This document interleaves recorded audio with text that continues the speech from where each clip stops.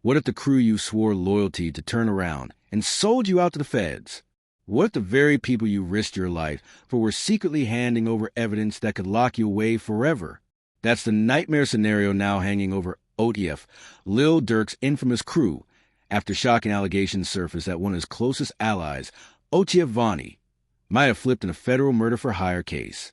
Today, we're diving deep into the leaked jailhouse messages, the rumors of a plea deal and the possibility that a betrayal from the inside could bring down one of hip-hop's most feared collectives. It all started back in 2022, when tensions in the rap world were running dangerously high. Everyone remembers the fallout from King Von's tragic death in Atlanta back in November 2020. Von, one of Lil Durk's closest friends and a rising star in OTF, was shot and killed outside a nightclub after a brawl that involved associates of Quando Rondo. For Durk's circle, Von's death wasn't just a loss. It was a wound. And for years, rumors swirled that payback was coming. Fast forward to August 2022. In Los Angeles, Quando Rondo and his crew were suddenly ambushed. Gunmen opened fire, and while Rondo survived, his cousin, Xavier Lil Baby Robinson, was killed on the spot. Authorities immediately suspected it wasn't random. This was targeted. This was retaliation. By October 2024, the feds had built a case. They arrested 5 men connected to OTF, including Kayvon Vonnie Grant, charging them in a federal murder-for-hire plot. And here's where things get messy. The indictment painted a picture straight out of a crime drama. According to federal prosecutors, these men allegedly flew into Los Angeles, rented cars, secured firearms, and stayed at a hotel, all coordinated in advance. The attack, prosecutors claim, wasn't some spur-of-the-moment act. It was carefully planned, and the feds say they can prove it. But here's the twist. Whispers began to spread that someone inside OTF had flipped, not just talking to police, but actively working with them. Leaked reports claim that a member wore a wire and recorded conversations that gave investigators the smoking gun they needed. Almost immediately, suspicion fell on OTF Vonnie. Jailhouse messages hinted that he was working a deal.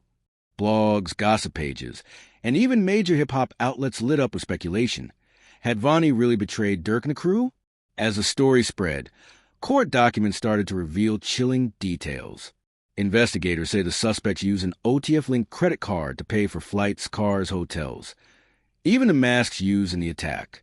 Surveillance cameras allegedly captured their movements. Cell tower records mapped their phones near the crime scene. And then there were the conversations.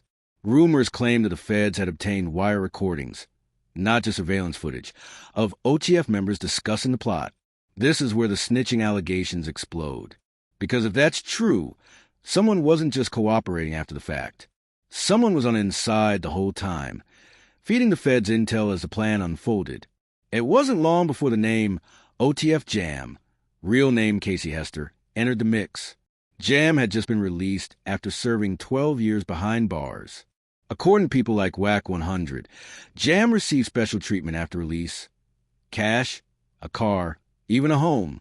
Whack claimed Jam had secretly been wearing a wire for 2 years.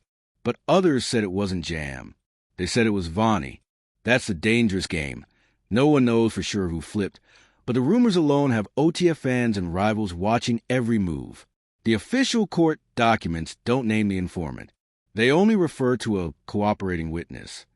That leaves the entire hip-hop community playing a guessing game. Vonnie's name keeps coming up, especially after leaked jailhouse texts hinted he was negotiating a plea. Some claim he's already in talks with prosecutors. Others say the government dangled reduced charges in exchange for testimony. Meanwhile, Jam himself has gone public, denying everything. He insists he never wore a wire, never betrayed OTF, and demands that people wait until discovery evidence is released before calling him a snitch. But here's the real kicker. The more both sides deny, the more the rumors spread. And in the streets, sometimes perception is more dangerous than the truth. So the question becomes, who actually betrayed OTF? Was it Vonnie, Jam, or someone else entirely? Or could the feds be manipulating the narrative, letting suspicion tear the crew apart from the inside? For now, no plea deal has been confirmed. But if one is made, it could spell disaster for Lil Durk. Because Durk himself has already been caught in the crossfire. Federal agents arrested him in October 2024 as he attempted to leave the country. He now faces some of the most serious charges of his career, including the possibility of life in prison, or even the death penalty if prosecutors prove the murder-for-hire case. As the case drags on, OTF fans are left asking, will loyalty survive the storm? Or has someone already cracked, sealing the fate of the crew forever? One thing is clear. Whether it's Vonnie, Jam, or another shadow player, the OTF empire may never be the same again. And as more jailhouse leaks continue to surface, the truth is bound to come out. The only question is, when it does, will OTF's legacy survive, or will it collapse under the weight of betrayal? This video is for educational and commentary purposes only. All information is based on publicly available reports, news articles, and online sources. Allegations discussed in this video remain unproven unless confirmed in court. Everyone mentioned is innocent until proven guilty. But here's the thing, what we've uncovered so far is just the surface. Because the real story isn't just about indictments, leaked messages, or rumors of a wire. It's about the why. Why would someone inside OTF even consider flipping? Was it fear of a life sentence? Was it money? Or was it something deeper? A betrayal rooted in jealousy, pressure, or survival? And what about Lil Durk himself? Imagine being at the top of the game, only to wake up and realize the people you trusted most might have been plotting against you all along. What's going through his head right now? Sitting behind bars, knowing the walls are closing in, and then there's the streets. Because in a world where loyalty is supposed to mean everything, what happens when the code is broken? How does betrayal change the balance of power, not just in OTF, but in the entire rap game? These are the questions we'll tackle in Part 2. We'll break down the motives behind the alleged betrayal, dive into Durk's state of mind, and expose the brutal street politics of loyalty and deception. Trust me, you don't want to miss what's coming next.